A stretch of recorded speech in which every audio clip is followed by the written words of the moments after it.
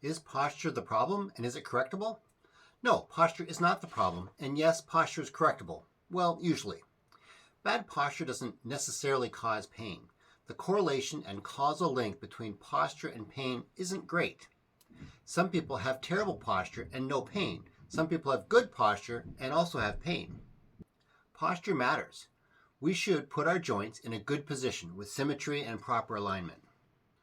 I like to explain posture with the wrist.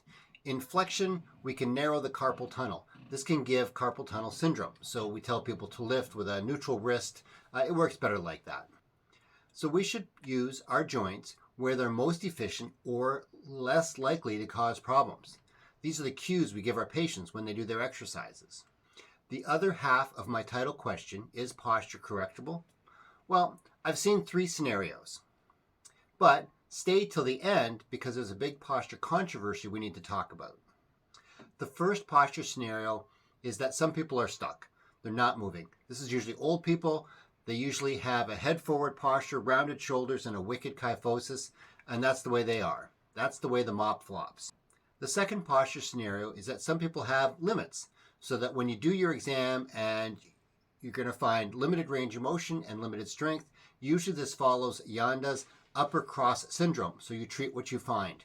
This is where some heat helps. This is where some hands-on treatments can also be useful, but mostly exercise. We'll get to those in a minute. The third posture scenario are people that are correctable. They'll sit there with lousy posture, but when you ask them to correct, they can. So usually on examination, they have an unremarkable exam. The range of motion is good, strength is good. They usually complain about intermittent pain.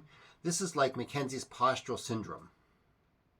So the nitty-gritty to treating all 3 of these posture type patients is we need to work with what we have. We need to emphasize pain-free exercise and don't make things worse. Let's look at these one at a time.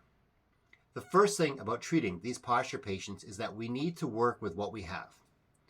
Treat people in sitting or in standing. Gravity pushes us down. We need to cope with that. So don't get your patients to lay down. Who has problems laying down? Some therapists want to start on the table and then work into upright postures. Okay, but get off the table as soon as possible. The issue with posture is that it's the variety that matters. People talk about postural variability. You need the ability to change postures. You need variety. There's no one perfect posture. We have this idea of good posture versus bad posture.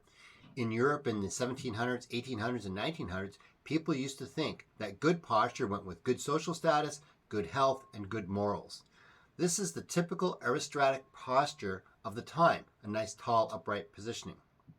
Posture was one of those features that distinguished primitive people from advanced people. Look at this Victorian painting of poor people with flexed and slouched postures. The second thing about treating these posture patients is to emphasize pain-free exercise. I mentioned Yanda's upper cross syndrome earlier. It's a brilliant summary. There are 4 components. Stretch out what is tight and strengthen what is weak. From my exercise book, I talk about pathways. For example, if the pecs are tight, then do exercises from the pec stretch pathway.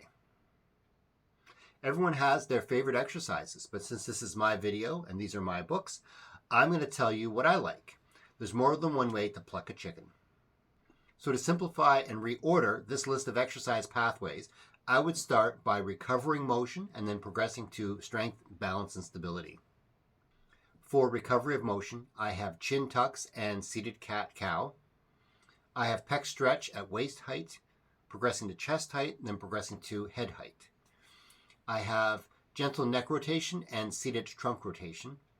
I have scapular retraction, progressing to scapular retraction with a resistance band. For strength, balance, and stability, I have a bent over I, Y, and T. I have a wall plank and a modified side bridge. I have a kneeling row. These are all in my book with more words and progressions. The third thing about treating these posture patients is don't make things worse. So beyond these gentle, pain-free exercises, we can add some education. Posture needs to be the patient's decisions. They have to consciously self-correct for weeks and months. As physios, we like to think we can do this for our patients, but I'm skeptical. For people to change their posture, it takes regular training, like ballet or military training. For ballet, choreographer Pierre Beauchamp codified the 5 basic ballet positions around 1680, but they weren't only foot positions, but they're also arm positions, the port de bras, head position, and proper alignment. For military training, European armies of the 1700s and 1800s started using firearms. They needed their soldiers to stand in lines and shoot at each other. This is where army drill, marching in formation, came from. They needed to move these military units around the battlefield. This is where our upright military posture comes from. So when I say don't make things worse, don't yell at your patients. I tell patients to imagine they're being pulled up taller by a string, like a puppet. The big posture controversy is ergonomic devices. Everyone wants a perfect chair so they don't get pain. But I don't know if there is a perfect chair. There are fancy chairs and there are old worn-out chairs. Ergonomics is the other big area of posture treatment, but money drives ergonomics. There's a lot of money in equipment like office chairs and fancy computer mice. A lot of people feel desperate to buy things because their neck hurts or their back hurts. They also have issues from using parts of their body over and over again. This is our sedentary, information-based economy, and everyone is in their cars driving around. I'm not convinced. If these ergonomic things work so well, why do so many people still have issues? If you watch more of my videos, you'll see that I'm skeptical about a lot of physio treatments.